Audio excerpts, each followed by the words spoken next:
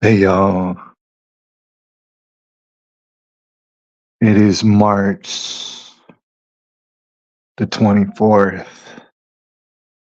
2020, 2024. It's a fly zipping around my head for some reason, but let me just tell you right now, it is a baby race. I want to repeat, it is a baby race. Go ahead and put a pin in it, because that's going to come back up. That is for sure going to come back up. Before all is said and done tonight, I would like for whoever is out there to know that I was not actually banned from YouTube for any point of time this past week. In fact, I was banned from the world, it seemed. I was sick as a dog. If you recall, on my last live stream, I thought I had food poisoning and this and that, and I was recovering. That wasn't the case. Turned out, if I have been told correct,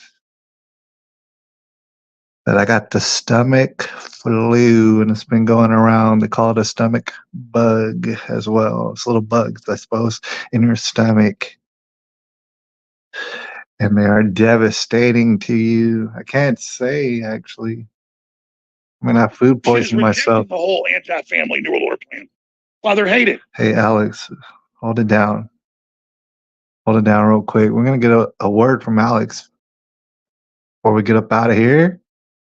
It's going to have a lot to do with the baby race.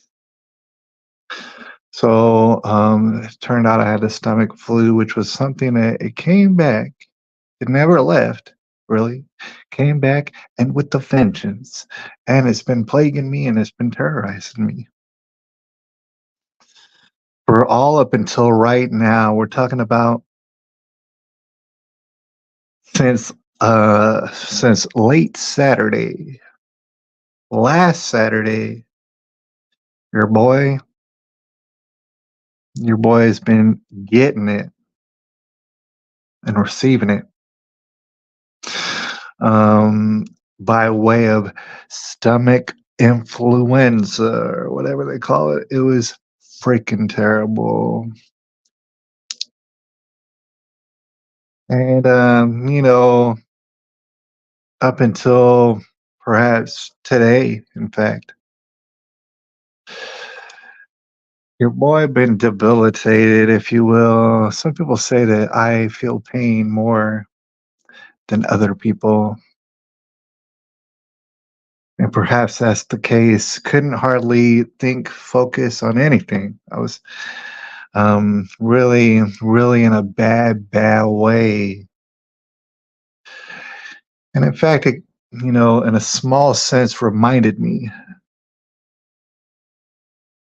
of only last year, for those people who do know, in which all sort of devastation came over my health. It was not even yet on the 1-year anniversary of that whole ordeal that I came down with this stomach flu. I can't even say when's the last time I've gotten a stomach flu. I do want to talk about ways that we might refrain from getting stomach flus, perhaps later. But as flus go, this and that, and the world we're living in, San Antonio for myself, it's like diseases able to land up in your body. For example, some people say, I mean, obviously it's a bug in there, right? It's a parasite. It's a bug up in me and it's not helping me. What else do you call that? A parasite. Got to get it up out of it. And we're probably going to focus on that. Parasite removal. I've heard a lot of very well-to-do people talking about parasite removal, but who's to say? Who's to say how I got it? This stomach bug that I had. But just tell you, it took me to, like I said, debilitating. Took me to the brink. And for people out there who's been taken to the brink with your health, I think you might agree that there are certain points in which maybe you don't want to end it all, but you see how it would be relieving if it all ended. We're talking about day after day after day this whole week. I missed all of work. Is that affordable? Unfortunately, it's not. But we're gonna have to talk about that. Um, Real bad. Like you can imagine, the stomach flu for those people who've had it. I don't know. They might have had similar experiences. Talking about talking about strange noises over in the side of the room and things like that. It's unaffordable. There's a parrot over there, and he's over there whistling at me. I have no idea what's going on. Over there, lurking in the shadows, a parrot. Who knows? Maybe he's got a buddy over there. I don't freaking know. Anyways, to describe the situation for those who might like it described. Not to get, I mean, I don't want to get too much into detail, but you're talking about achiness, obviously, sincerely achy. You're talking about just extreme and severe nausea. I mean, I can't remember the last time. And the thing is, I have food poisoned myself, like I said. This is actually years ago, a couple of times, 2, 3 times. So you might accidentally do. So I know what that's like. I do know what that's like, and I know what to try to do to mitigate and to start alleviating that whole situation. None of those things was really working in this case because it was the stomach flu. It's a totally different thing. And so you don't, I didn't get no sleep. Saturday was miserable. Saturday evening. I mean, all of Sunday, there is no eating. You don't eat.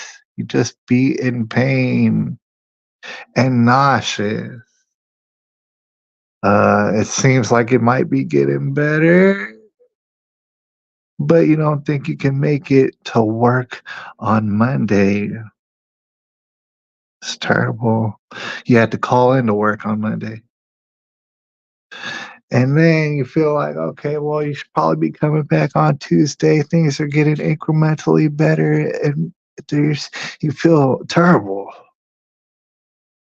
You feel a freaking nightmare going on inside of you. But you're feeling better and better, and you're trying to will yourself to health. In my situation, it's pretty lonesome around here. All right, I don't seek pity or nothing. It's just like inconvenient because you had to like will yourself to health. And then Tuesday comes and turns out you're, I don't know if you're worse, but you're the same amount of bad. You're plateauing, and now your body's giving out because you haven't been able to really get sleep and rest. You haven't ate. It's like 2 days and you haven't ate. You have no desire to eat. Trying to will yourself into health with hydration and electrolytes and colon cleansers and this and that, and just trying to do what you got to do in order to figure out how to survive. Tuesday rolls around. You realize, oh man, I effed up. I'm in no position to go to work on Tuesday. You realize you're kind of in a bad spot. You call your brother up. You say, brother, I'm freaking dying. If there's any way you can bring me, because by the way, Tuesday rolls around and it's like you still don't even have nausea medication. Why you think you're gonna get over it? But you never get over it. So you call your brother desperately so that he might could bring over some anti-nausea medication. You can't really think. You haven't been sleeping. You've just been aching and sweating.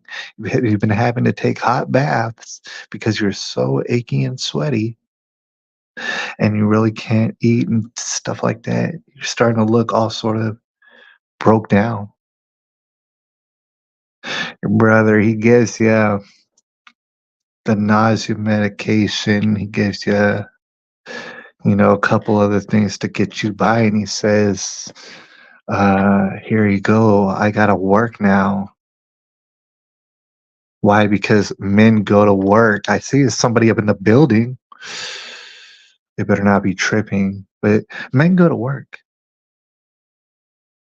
And so my brother did that. And later on, I got a text message said, brother, you need to take this nausea medication.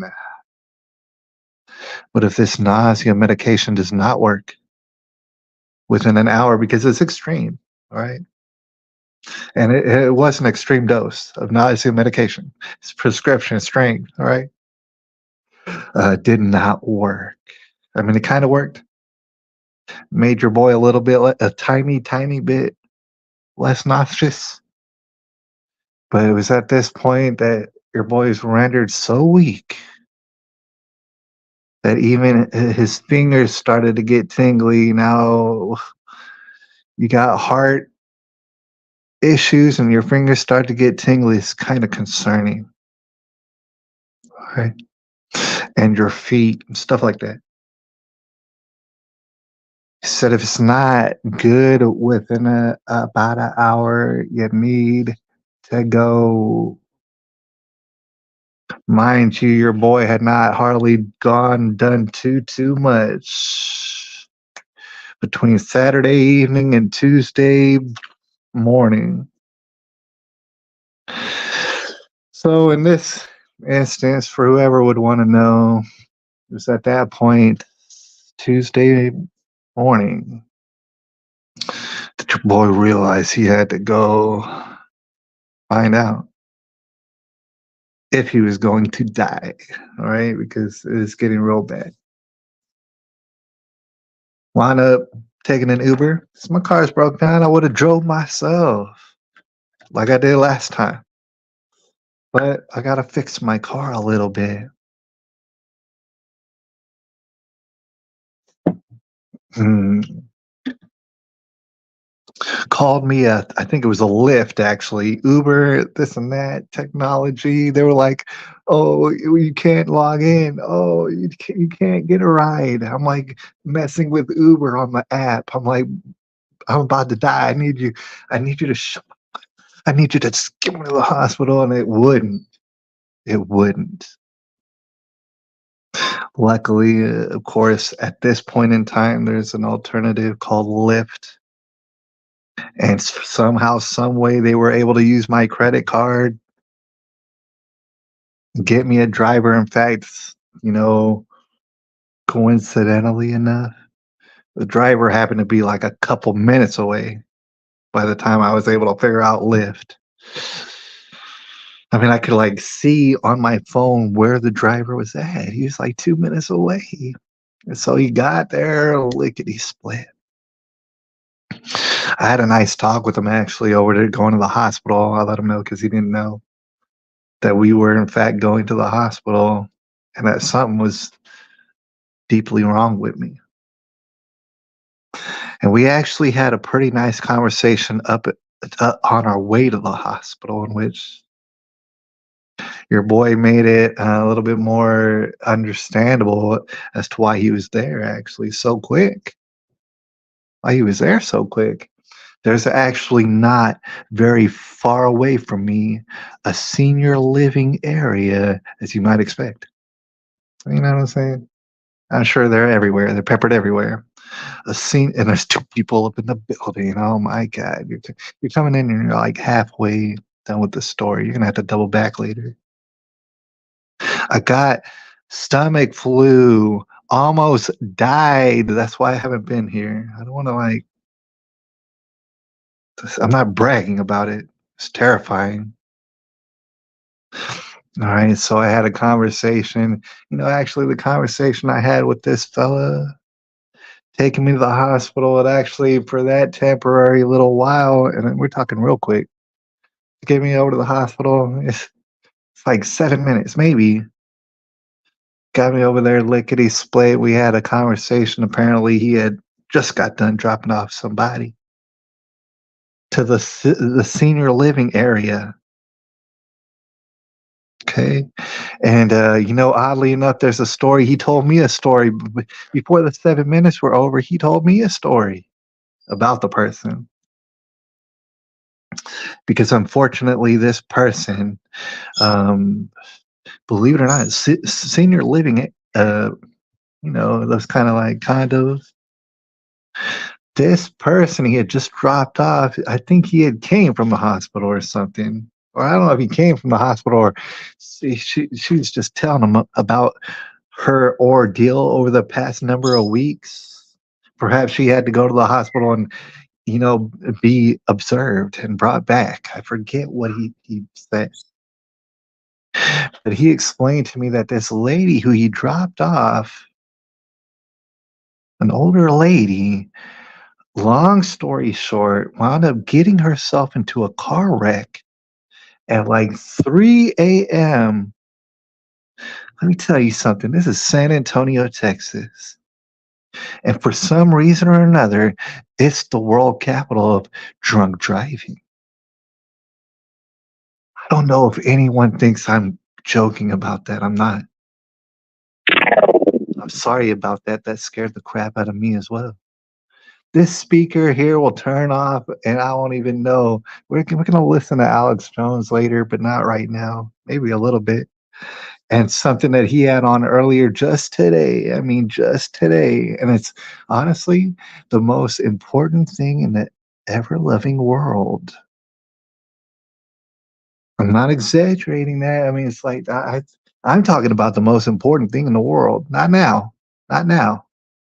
But at the end of this here broadcast, it's a baby race. I said it at the beginning. You might have missed it. You might have missed it when I said it's a baby race at the beginning of this broadcast. It is a baby race. It is. And that's the only thing that's important. And nothing's important. But we're going to talk about that later and stuff. We'll just play a little bit of the Alex Jones before we get up out of here. I just want to relate to you that, okay, drunk driving capital of the world. And me and my Lyft driver, we both agreed, at least, with each other, that it is inexcusable, and it keeps going on, and it does not matter. I don't care who you are, the tippy top of San Antonio, you're the most prestigious person down to every athlete. I don't know. Everybody, the senior citizens and everybody are always sometimes driving around drunk.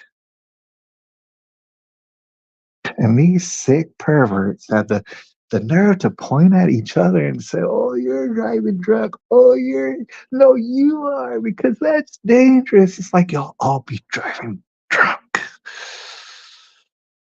Every walk of life, 12-year-old boys are driving drunk in San Antonio at times. I wonder if somebody thinks that it'd be crazy if someone were to look at this video later, like in a time capsule, and think that I'm making this up. I'm not making it up. It's wild. He said she had quite a bit to deal with, and she was in her older age. I'm talking about my driver. I'm talking about the senior citizen drunk driving. And sure enough, she broke something up in her leg, broke a couple of her ribs and all this. That's not like very convenient when you are such an old lady. Right? And you know what? Me and my Lyft driver are a couple of gosh dang retards. But I want to tell you something. I said, people, you know what's my theory? In San Antonio, why people go around doing all this drunk driving, because it'll be the poorest of the poor to the richest of the rich in San Antonio will go around drunk driving, that's for sure. So you gotta understand that it's not just a financial thing in which people could get lifts and Ubers, but they just can't somehow afford it or something. No, that has nothing to do with it. No, when you really think about it, and it's so damn shameful. But probably the biggest reason, I mean, there's maybe a couple of reasons. One would be the thrill, I suppose, of driving drunk. But even more so than that, you know what it is? Embarrassment. Embarrassment for one reason or another. And and you don't want to admit it. It's embarrassing. We're the driving capital of the damn world. But that's almost not here nor there. It's just the thing is that's not good. All this drunk driving is not conducive to the baby race. The baby race. So I got dropped off at the hospital, and it was a terrible thing. You don't want to be at the hospital, even when you're sick. Even when they're saving you. Even when you get to the hospital, the waiting room, and you just can't wait to be seen because you are fixing to fall out. You're shaking over there in public. You're shaking in public, and everybody sees you. You're all pale and splotchy. You're just like, dude, so you're losing circulation in your fingers. You're supposed to stay hydrated, but you don't. It's like you don't know where to get a cup of water. They finally get you back, and God bless them. I've worked with these guys. They've worked on me a couple of times now, and of course, they're not going to remember me, right? But that's because they see all these people, and that's what's kind of ridiculous. Go to this hospital, and I'm like falling out, but you understand that these people are busy all the time. People are always busy, and as a patient, you might run out of patience because you're dying, or you feel like you're dying, or you might rather die than to feel what you're feeling at that particular moment.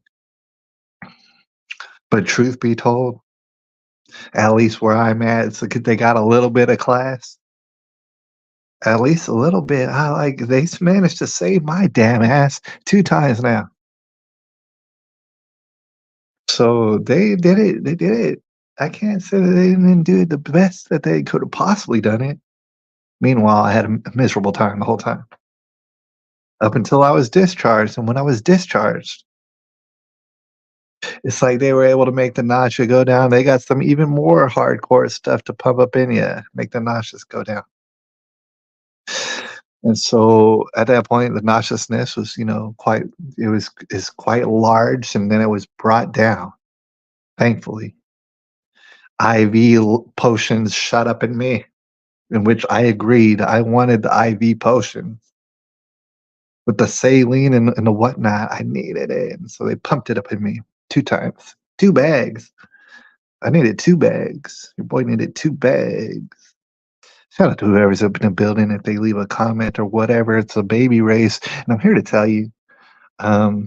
It's going to come a little bit later, but if you're not down with that, then fuck yourself. But don't hold your horses. I'm not telling you to fuck yourself right now. But later on, when we get this established, I'm talking about, you can go fuck yourself if you're not down. And that's because things have changed. That's because it's the end of some things. It's the end of an era.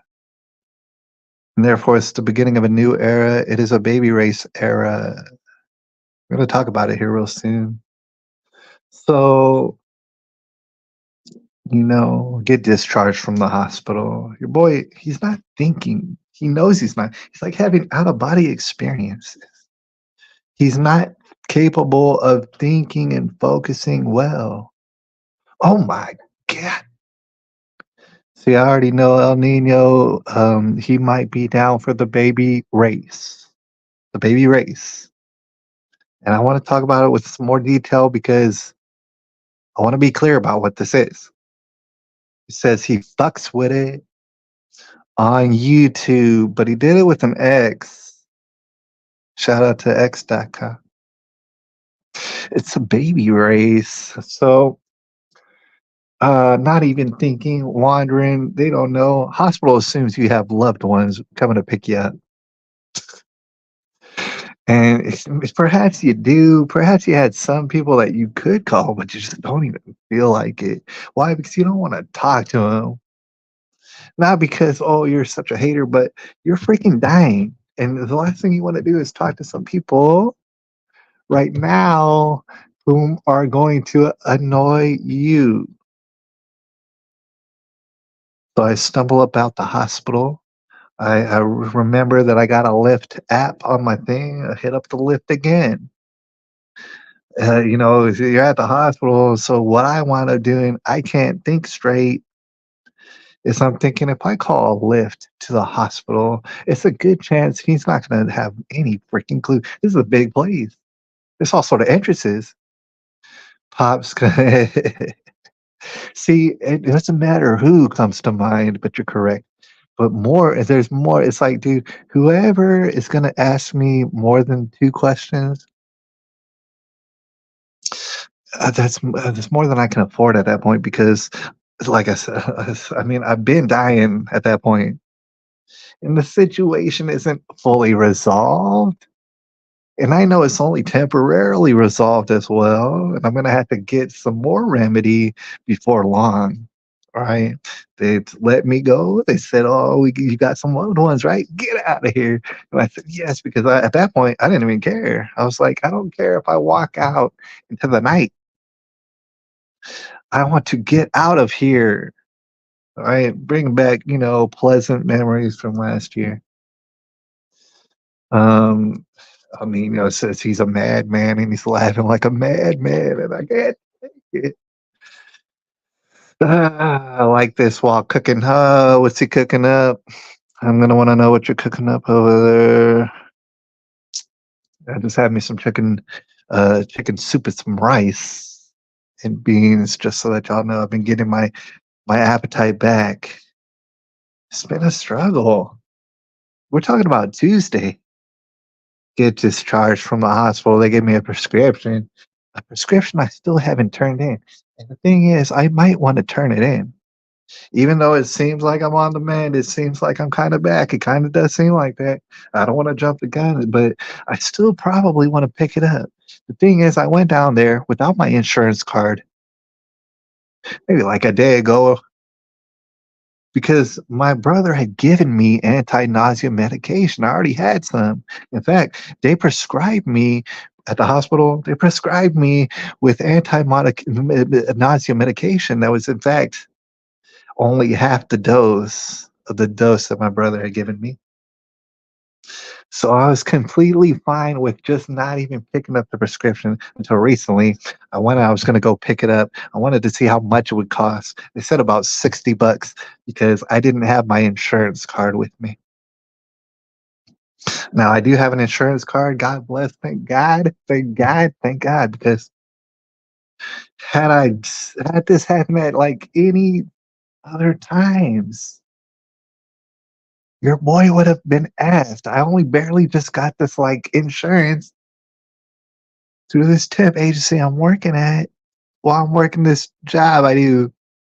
Only barely got this insurance. They sent me the card in the mail like 2 weeks ago. I mean, think about the timing of all this. And so I actually gotta bring my card back to Walgreens to see like how much it's gonna cost. All right. It better bring down the damn price a lot. And if so, I'm gonna buy it. Why? And I'm gonna store it. Why? Because we're gonna need it. If you don't know what I'm talking about when I say we're going to need it, and and I'm not talking to you. I'm not talking to you like ever again. But we're gonna explain that later. It's all part of the baby race. It's all gonna make sense here in a second. But as you might already know, this is Sunday today on this broadcast. And so we were talking about Tuesday. You got Wednesday. There's Thursday. I mean, Monday through Thursday, I'm trying to work, can't work, got to call in the entire week, losing all sort of money. This Friday comes around, that's still not very good.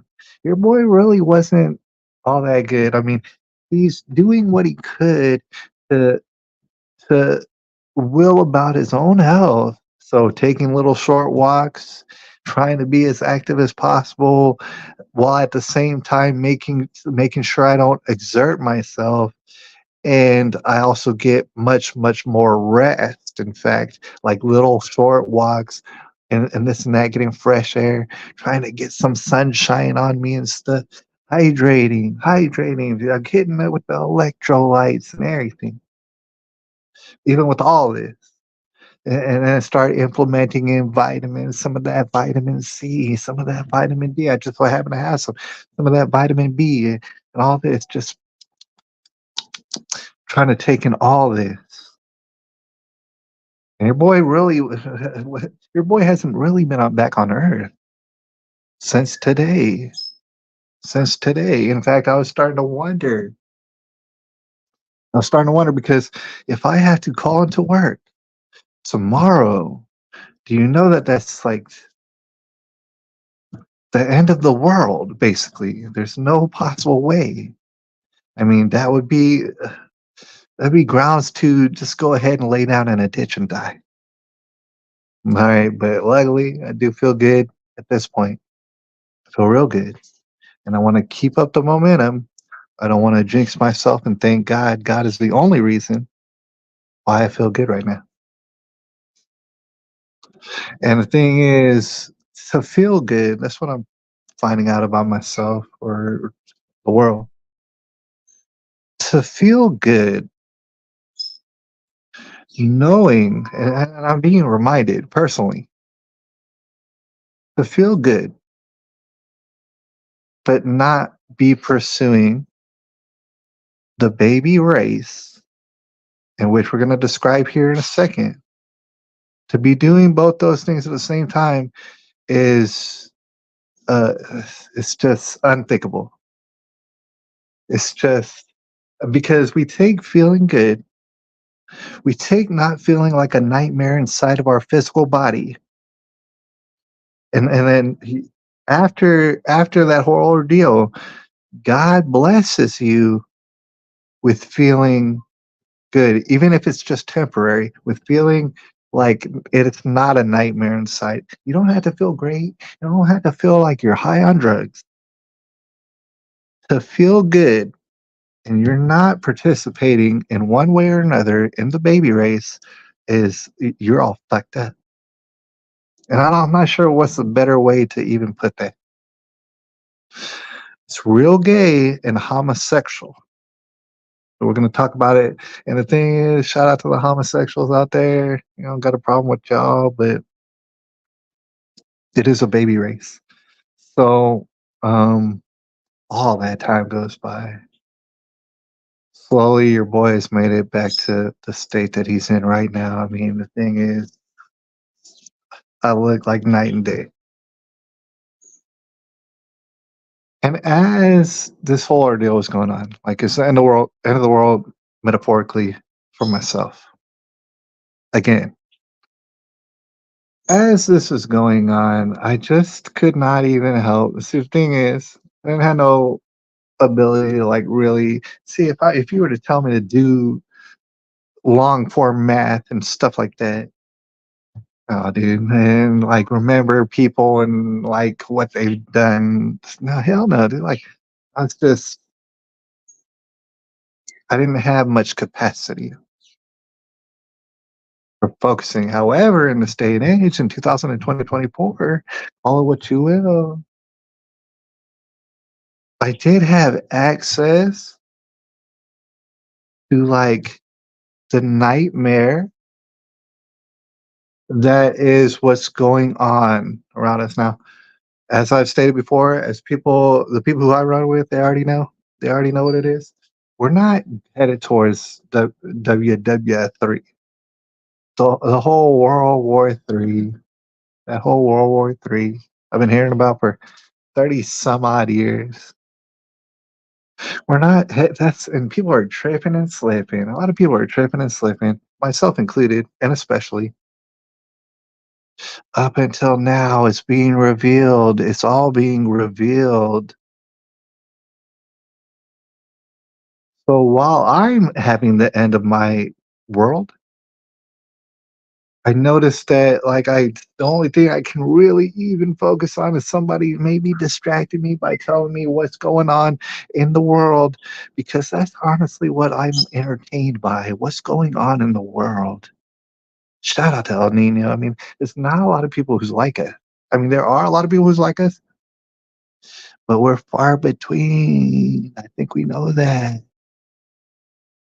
The baby race. So I've seen it's okay, like without even trying to bother, because I know you've been saying the same exact thing. El Nino or who are the people who I run with here on the internet. Shout out to all my people. You know who you are. They seen exactly what I've been seeing. Like they seen the exact amount of absolute absurdity over the top. It's not acceptable. It's not affordable. Shenanigans going on. I'm having the end of the world for me, and I'm seeing on these screens the end of the world on the damn screens. And I'm knowing and I'm realizing that just like myself, a lazy, good for nothing stinking bum, there's people out here who are not having a terrible nightmare inside their bodies. They're walking around and they're like, they don't understand and they don't care to understand. We're not headed for World War III. We're in World War III. It was established a long time ago. Get ready. Get ready because you're already in it. It's like a lot of people think, oh man, I would maybe we could stave it off. You can't. It's here. You're done. We're done. I mean, in consideration of whether or not World War III's got here, yeah, it is. Got here a long time ago. You may be so oblivious as myself prior that you have no idea of the devastation that's all around you, the cancer and disease and death that's all around you that you're participating in because you're not a part of the baby race. Far and wide, I can see many, many people out here, and the last thing on their mind is the baby race. No, they got their own devices on their mind, and it's faggotry, and we're not supposed to say those words. It's a Satan, obviously. Oh, but like they don't mean no harm. These people out here being faggots. Oh, but they don't mean no harm. It's live and let live. I agree. I'm not trying to cause problems with any people. However, it's a little bit shameful, isn't it? So, like, that's what I'm realizing. If I'm in good health, if I'm not having a terrifying moment of my life, then I need to be doing this. What is this? The baby race. And I believe I don't care who you are, you can participate in some form. You get help and facilitate in one way or another in the baby race. You do not have to be making babies. Although making babies is absolutely the whole point of it. That's why it's called the baby race. So a lot of people don't know about World War III. Yeah, it's fine. It's fine. And the thing that happened in Russia, I disavow every little bit of it, especially those faggots that they caught up in the woods. I hope that they do whatever they want to those faggots. And I have some sneaking suspicion that those faggots came from Ukraine or somehow had dealings with Ukraine. I seen Zelensky on a video. I was like, dude, I'm not even Putin. And I'm feeling some sort of way. I see Zelensky talking about this. Oh, Putin, he's slipping and tripping, and he thought and we had nothing to do with this, but he got it coming to him. I don't know what the hell Zelensky said,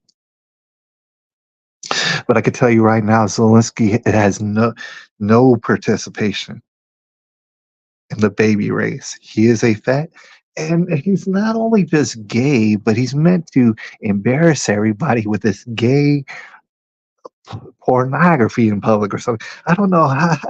I don't know what it's like to live in the Ukraine and deal with this man.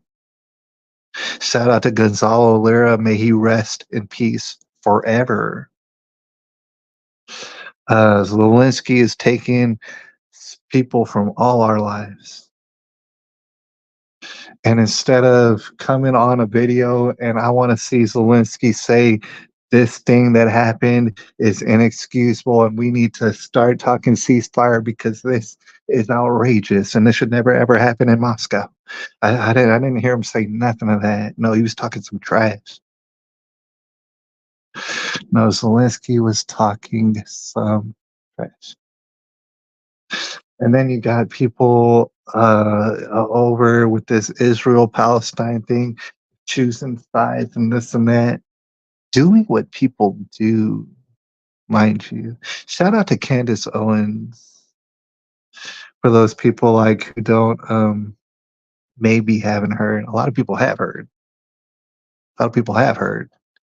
And I'm sorry they even went so far in the broadcast to say Christ is king forever and ever and ever. And I don't even care who has somebody has a problem with it. I just can't wait to scream it. Just like Candace Owens, who, I mean, sometimes you get onto the top of a hill. Sometimes you're like, yay. And you get onto the top of a hill and you scream Christ. And the thing is, people might have a problem with it. People have always had a problem with it. People hate Christ. People are always going to hate Christ. Yeah. And you'll notice that the people who hate Christ, guess what? They ain't about the baby race. They ain't about the baby race. They're into wiping everybody out. They're into wiping everybody out. Now, we've been here for a while, and actually, I didn't play some of this clip. I want to play it right now. It's not going to be long, a couple of minutes. You might have heard it already. And in that case, you're going to hear it again. It's the most important thing on earth right now. I mean, I'm blessed to be able to bring it to you. You've probably already seen it, but just in case if you haven't seen it, I got to put it out again. I only saw it today. I listened to some of it earlier. Alex Jones broadcast from Sunday. And today is Sunday. So we're going to play a little bit of this clip. You're not going to be able to see the clip, but you're going to hear the audio. Hopefully, I got the speaker going. We'll see how that goes. And that's going to really, really establish exactly why we're talking about the baby race today and why we're going to talk about the baby race every single day on every single episode. That's the only thing worth talking about forever and ever from here on out, because it's so wild. You got Alex Jones here, and he's got a clip that he's sharing. It's from a guy named George Green. How many people out there have heard of George Green? I'll wait. I'm just kidding. Um, George Green, I hadn't heard of him either. Okay, there's a lot of people to hear about, and of course, that's a very probably well used name. I'm sure there's a lot of George Greens on Earth. So this guy, George Green, apparently he's a globalist, or like he's one of those globalists, right? Meaning this person works with amounts of money that you're never, ever, ever, ever, ever gonna dream of. But he's different from you. Globalist, all right? I think you got an idea who I'm talking about. He talks about plans from years ago, and telling you how it's going to be basically, and how they think about you. Who's they? Who's they? How they think about you, what they want to do to you, how it doesn't even matter because you're scum, right? So George Green, if we can get this going here, at least for a second or a couple of minutes, and then we're gonna finish off the broadcast because I do plan to get to sleep early and get some good sleep. Why? Because of the baby race. Hey, the answer to why, I don't care. If you ever have a question and it's why, and you're asking me, the answer is the baby race, and it's also Christ is King forever and ever. So George Green, he's talking some mess, and I want to hear a little bit of it. It's going to give you a little bit of context of the antithesis, the exact opposite, the opponent, the baby race. He's going to talk about it, and thank God he did. And honestly, I appreciate him giving us the heads up because it's real. Hold on one second. Let me see if I press play if it does something. I hate it. Okay, good. Oh, let's go ahead and go to George Green. Yes. My speaker isn't that good. I'm sorry. Problem is the monopoly game, which is controlled by the Federal Reserve, the private bank, which is actually controlled out of London, is manipulating all the dollars to put them out, put more and more people into debt. So the illusion of equity they have in real estate is coming apart. The players that are analyzing everything are expecting massive foreclosures next year and the beginning of what we call the recession that should be worse than 29. It's your house. If you're living, you think you own it. You don't. You have contractual right to transfer the airspace, subject to you paying taxes to the state. Right. Or the Global 2000 discussions that we had. The real problem that they have, as Kissinger says, is there are just too many people on the planet. And 40% of the world, 2 billion of us, exist on less than $2 a day. The summary of the Global 2000 report I put up on my website, nohoax.com. But if you look at it, it makes sense to get rid of people. So what they said, they're going to make godlike decisions on who lives and who dies. Now, obviously, some of the meetings we sat on, we were planning on using neutron bombs on the major cities because that contains most of what they call. You actually heard. By the way, hit pause. Back that up 10 seconds. I meant to add earlier, I didn't get the specifics. Trent Russell proposed using neutron bombs, agreement with China, Russia, the U.S., African nations, where we would all, in a coordinated UN attack, blow up the cities and depopulate. And you remember, one of the first Star Trek episodes is where they find a futuristic planet. We're killing each other in wars. So now they just decide to have simulated wars. But when you die in the war from the nuke, which isn't a real nuke, you go into a disintegrator. This is really the plan, okay? Notice he goes, but we decided not to use neutron bombs, we use bioweapons. Here it is.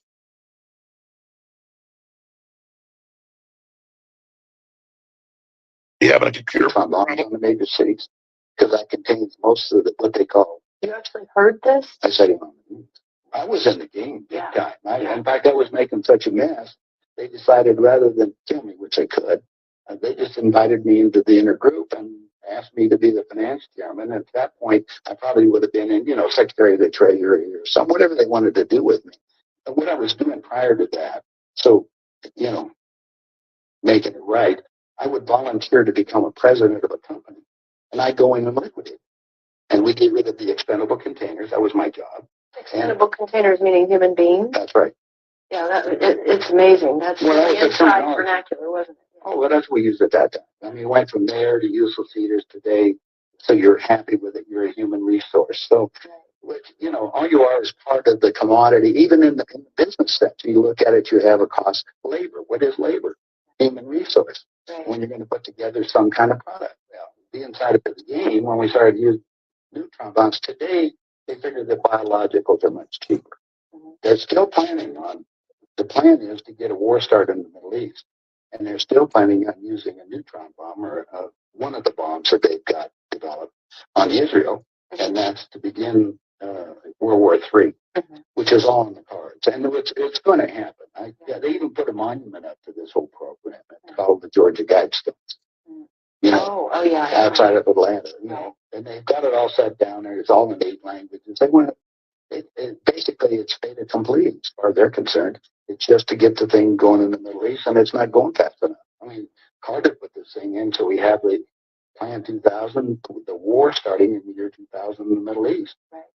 Reduce the population of the planet down to 500 million, have one world currency under the Homeland Security, or FEMA, if you want to call it. They're going to declare an emergency, which are going to shut down everything. My friends, my CIA associates, I don't even call them friends anymore. CIA is crooks in action. Yeah. They're all professional liars. Yeah. I mean, they've got to be if they have that job. Yeah. So you have to look at what they're doing. Anyway, they're so concerned they're leaving the country too.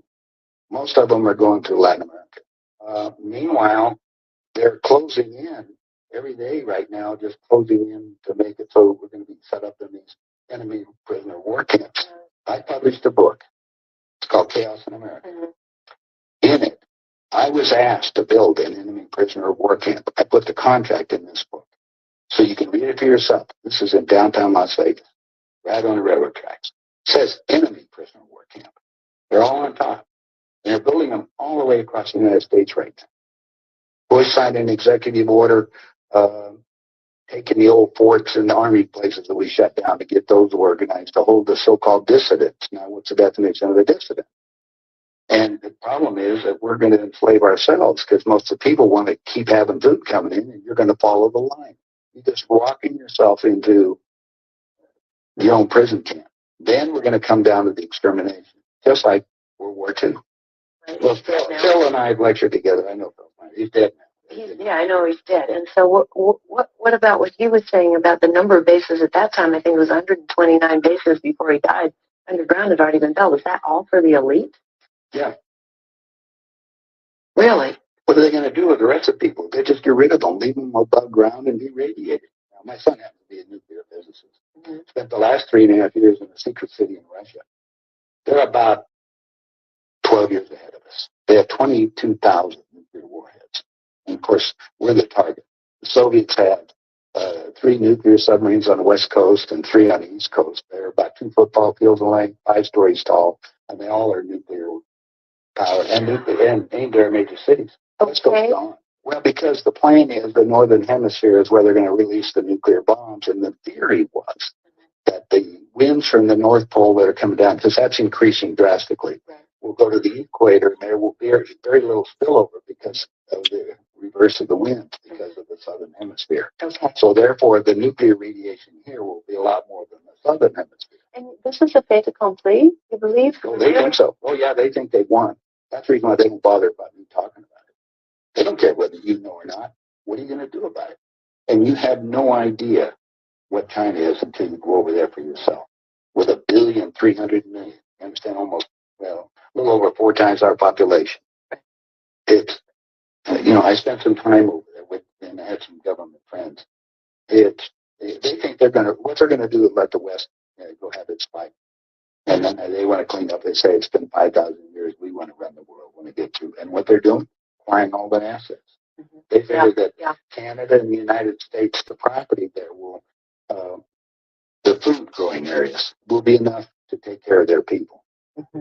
And that's what they're looking at. Why are they? I mean, they bought the oil. The U.S. will become a resource. Yeah. Whatever's left of it. You seem to be in a unique position to be able to put a fair amount of this together, which is quite interesting. Well, I walked my talk. I played the game. played the game. You know that you know one level of it. And I know, I used to play around with the world leaders, so I know what they're planning on doing. What change of heart? What happened in you that made you decide to share this information that happens at the inside levels? Well, it come back to a moral situation that happened to me, I think. When I flew to Aspen. I brought my two daughters up there so they could go skiing. And when I was invited to this meeting, when I walked into the room, and world leaders were there, and that's when they asked me to be the finance chairman. As they said, we'd like you to be the finance chairman to the next president of the United States. And the first thing I asked is, why me? And they said, well, we owe you a favor. Remember, I told you I volunteered to be president of the company, so right. I went down. And then you liquidate, yeah. I didn't charge them anything for it. It was just a game. I see.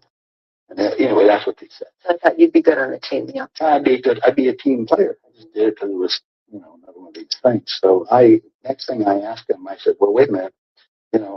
I just started this $100 million project. And they said, don't worry about it. We'll put it on ice. And I said, okay, who with? And I said, well, you can do that. Then I said the next thing was, who is going to be the next president? Now, this is 2 years before he became president. Right. They said Jimmy Carter. And I said, Jimmy who? They said, well, he's the Democratic governor of Georgia. And I said, I've been voting Republican. And Paul Volcker said, son, don't worry about it. We control them both.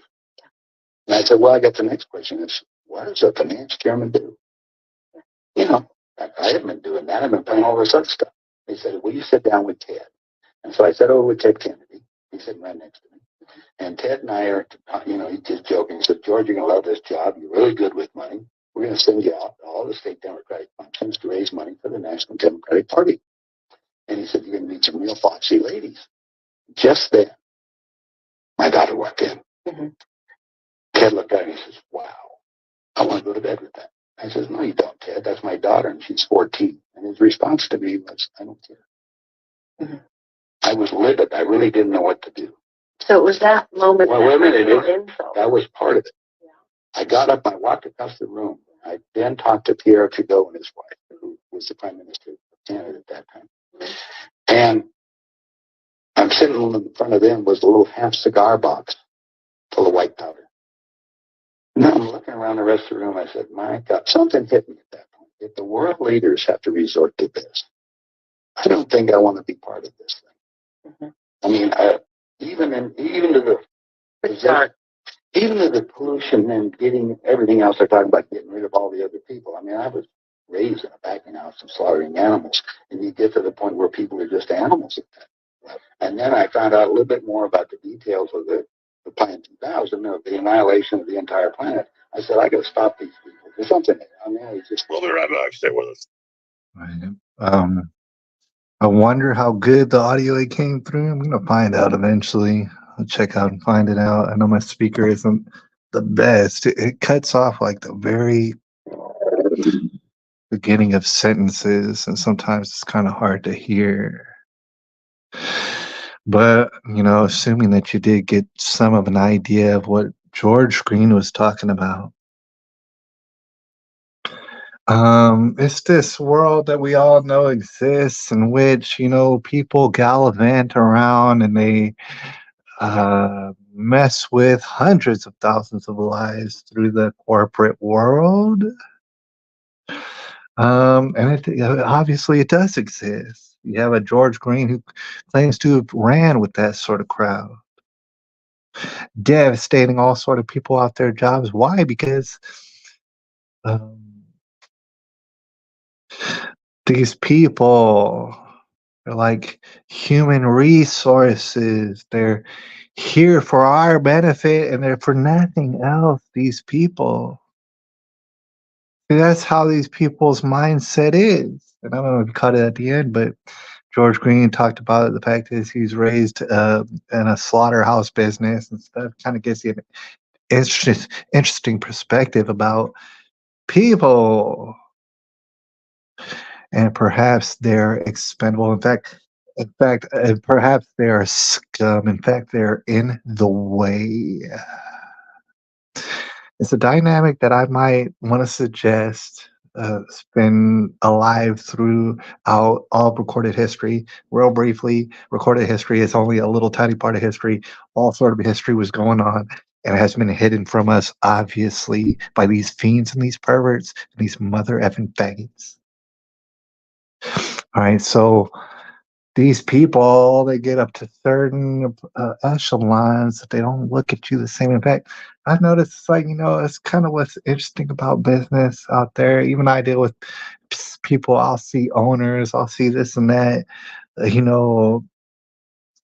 for the most part, they're keeping to themselves, and God bless them.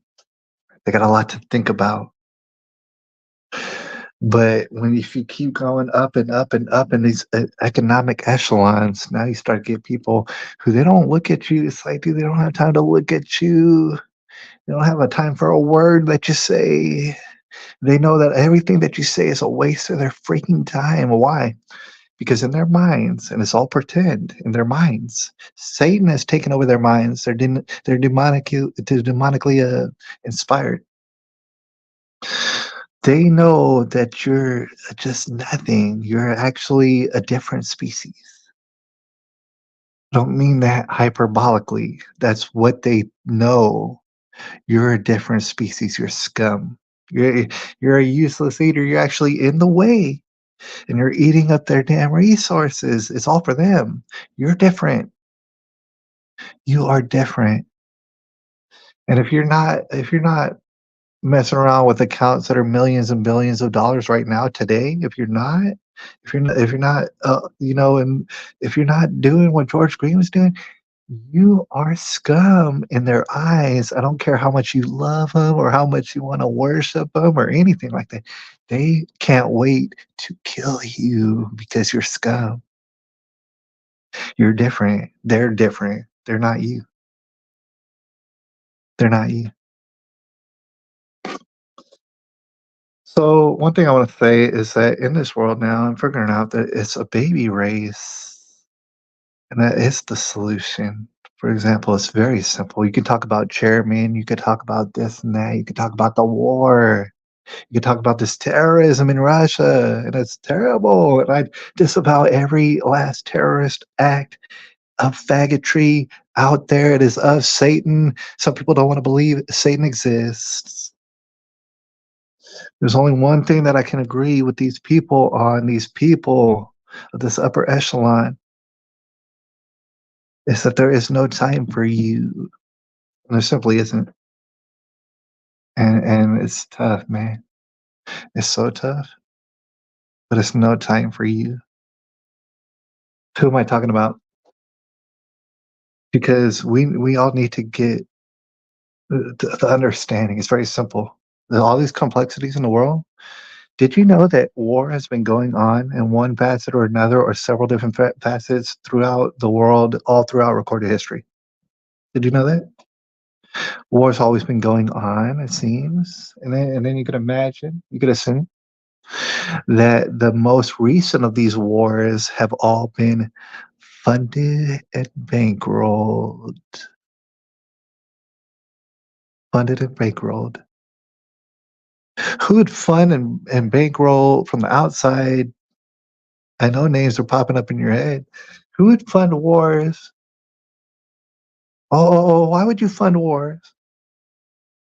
Why? Because you serve Satan. You've always served Satan. It doesn't matter what country. You fund wars. What else could there be? So that's an interesting thing. If we make it all simple, if we think about it simply, we know it's complex. The world is complex. We get it. We get it. No. Let's make it simple. Let's make it real simple. I've seen all the evidence. You can be a retard if you'd like. I've seen all the evidence to support it, quite simply, and it doesn't just apply to humans either. But I've seen all sort of evidence to support that human beings are safer, in fact, in this world, in this treacherous world we've been thrown into. We're actually more safer the more human beings there are, the more safer we are. And of course, all this complexities have thrown itself into the gears of what I'm talking about. Sometimes it seems like people get so accumulated that they start criminalizing on each other and doing all sort of homosexuality to each other. Yeah, I guess that happens. All right, but no, in fact, here's the thing. It's all been in retardation. I want to imagine a world, very simply, you got two groups, and they got more space than they know what to do with. We've always had more space than we know what to do with here on Earth. You got two groups. They stay, hypothetically, just to be real simple, stay to themselves. Group A, Group B, that's it. That's the world. We have a Group A and a Group B. It's a real small place, if you can imagine it. And then I say, guess what, you guys? On three, it's a baby race. Go at it. Team A, Team B. Okay, this group makes as many babies as they possibly can. I don't care what it takes. The thing is, when you start having a healthy society in which people have proper respect for people, your society gets more healthy. You're going to automatically start to have more babies. All the evidence supports that. And I'm sorry for people who don't understand it. It's very, very simple. You're going to start having more babies. I don't know about y'all, but my grandparents, my great grandparents were having 8, 9, 10 babies. All right. And they were suffering, even in poverty, they were suffering from extreme success, and they were winning and winning and winning all over the place. And so they were able to make nothingness turn into a magical arena called the United States of America. It's due, you might say, completely and utterly to all the babies they were making. That is the whole game. It is that simple. It is that simple. Throughout the history of time, you've had groups of people, and they come and they murder people. They pillage the other community. Why? Because they wanted their territory, it seems. And then as time goes on, you got people funding these wars from the outside. What is war? Okay, it's like when Group A and Group B, instead of focusing on the baby race, having the baby race be the only thing they're focusing on, and everything else will fall into place. By the way, it's not this hippie bullshit that came through in the 60s and 70s. Has nothing to do with free love. In fact, you don't even have no rights. It's a baby race. Fuck your rights. It's a baby race. If we were having a baby race right now, in which we are having one, and it's going to continue forever and ever. Christ is king, by the way. If we were to legitimately focus on the baby race right now, everything else would fall in line. You wouldn't have to worry about nothing else. Nothing else. That's what I'm saying. It's like, in the earth we live on today, you do realize that we could all somehow, with the technology and communication and everything, we could learn how to spread out, and human beings can literally live everywhere on Earth. If we were all in a baby race, if we all involved ourselves in a baby race right now, today, forever and ever, you would find that we'd be able to go to any part of Earth we want and live there and go off of Earth, and we don't give a damn. But see, it's about making babies, and it's like, oh, this is too simple. No, it is that simple. It is that simple. And if right now we stopped all wars, in particular, they don't serve us. Hypothetically, I'm talking about, if we were to stop all wars and start having a baby race, do you know what's the opposite of a war? It is that simple. So, oh, it could never be. Oh, it could never be. Um, I only live in that world. It is that simple. It is about a baby race. Everything else is only to facilitate more towards the baby race. You realize all throughout history, they've had us sacrifice our babies. Why? Because we're scum. We're a different species. And always, all the whole while, always trying to delete all of humans off of Earth. Oh, they feel like they're different. Oh, because Satan convinced them they're different. Oh, they're so different. See, the way I agree with these upper echelons is that there's honestly no time for y'all. If you're not in a baby race, if you don't know what the baby race is, and you're not actively helping, you don't have to be making babies. There's plenty of other. You could be a nurse. You could do this. You could be a grandma. You could do all sort of things. You could play whatever part you can. A little baby can look after her sister and stuff. Everybody is like can be a part of this baby race. And nobody should, and I'm talking to myself, nobody should be thinking about anything else at all, ever. It's worthless to ever think about it. However, if you, for example, in an individual's mind, let's say you're a man, let's say I'm a man. Let's say, oh, I decide to be a man. And let's say, oh, I want to have as many babies as possible as a baby race.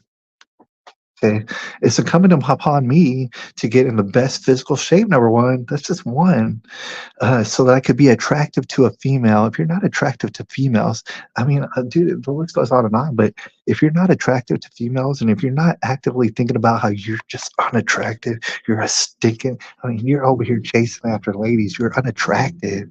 You're disgusting. You're not a part of the baby race. And it's like that's just an example. There's plenty of people who like, oh, they love abortions or whatever. They're not there. That's the opposite of a baby raise.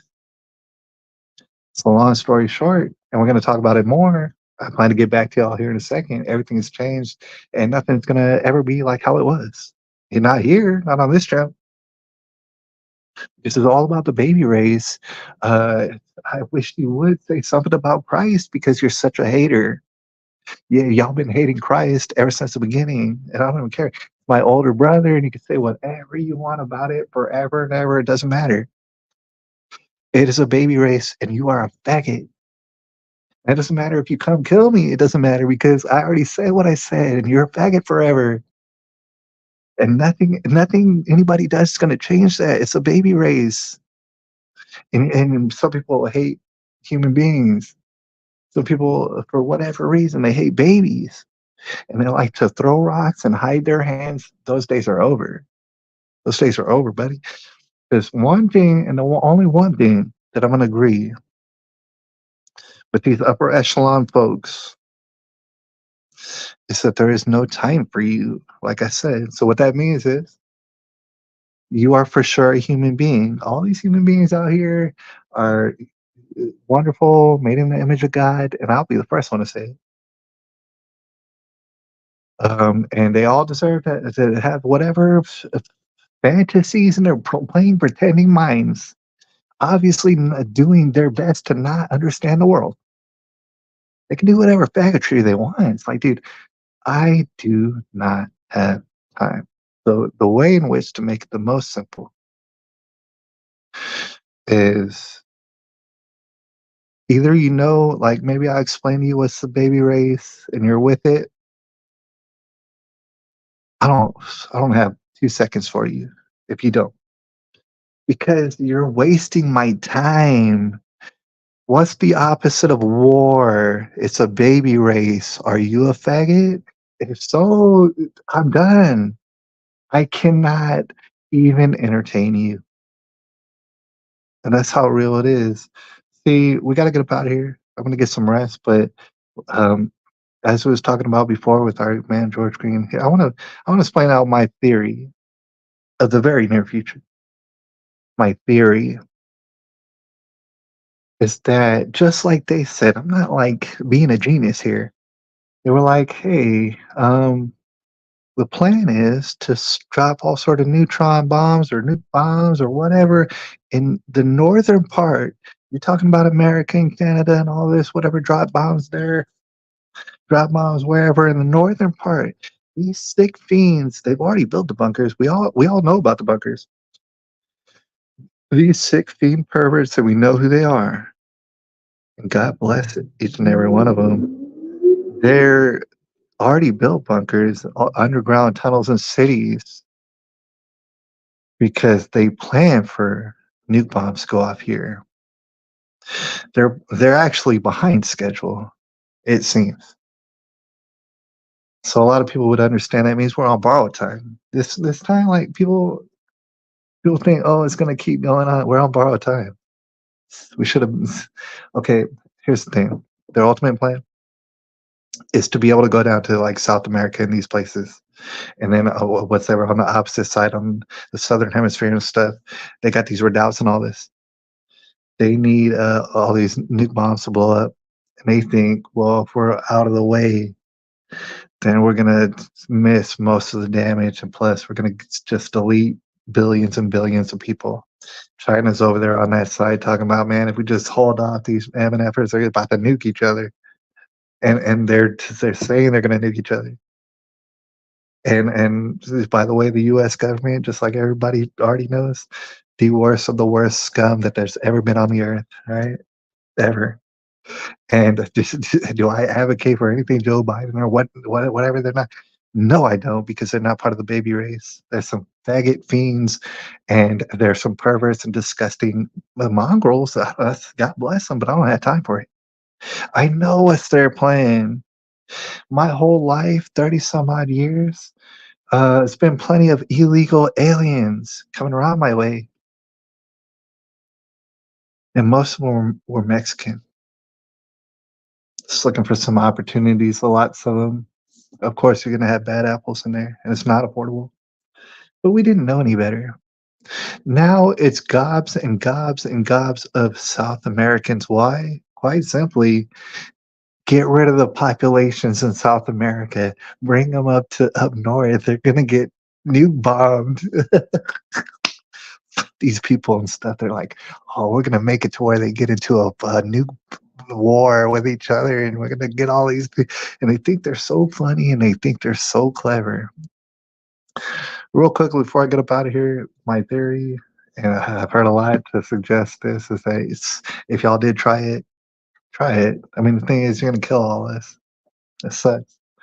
But at the same time, you think you're going to go hide off in your bunkers and stuff like that? No. Intel has been passed along so far and wide that you'll never ever get away with it. If you ever do this thing that you want to do because you hate humans, you're going to end up with all y'all's throats slit, and it's not going to be by me. And I promise it and guarantee it. And the thing is, they already know that. That's why they can't pull the trigger. The trigger would have already been pulled. What I want to explain before we get about it here, from what I'm understanding, U.S. government, worst of the worst scum ever. Russian government, I don't know. They might be bad. I don't know. I have no idea. I'm told that they're very bad. All right, so they might have had some problems.